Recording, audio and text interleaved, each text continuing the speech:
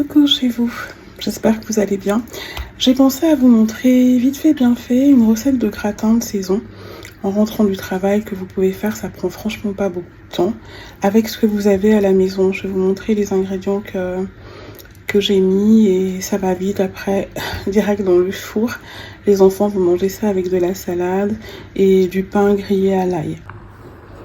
Donc là vous voyez, j'ai fait revenir en fait des champignons de Paris, un petit peu de lardon, une toute petite barquette de lardon. Alors j'ai choisi des lardons fumés pour le goût que ça apporte. Voilà, et du maïs. Et je vais également rajouter des brocolis pour accompagner ces pâtes, que ça fasse vraiment un plat complet.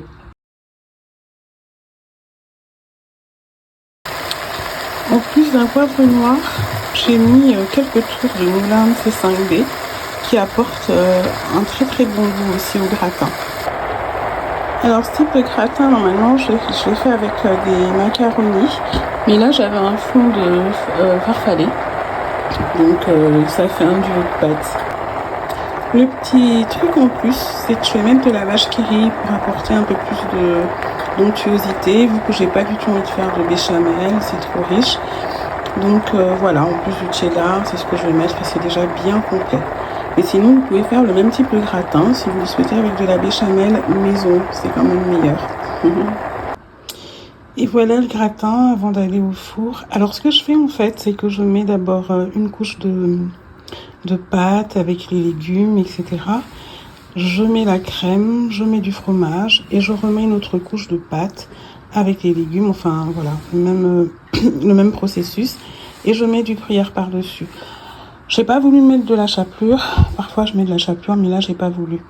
Il est vraiment très généreux en fromage parce que c'est pas un gratin avec des œufs, c'est pas un gratin donc béchamel, c'est vraiment juste de la crème. Matière grasse 30%, voilà, juste de la crème comme ça.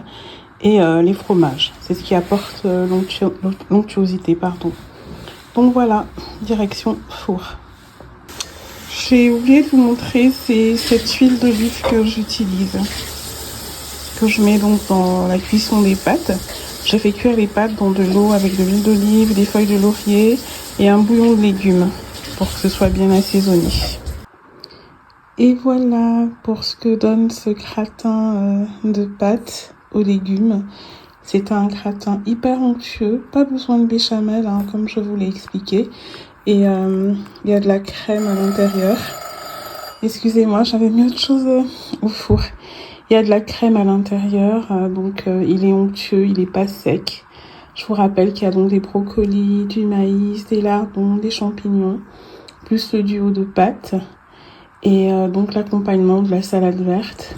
Et pour les plus gourmands, donc du pain grillé à l'ail. Voilà.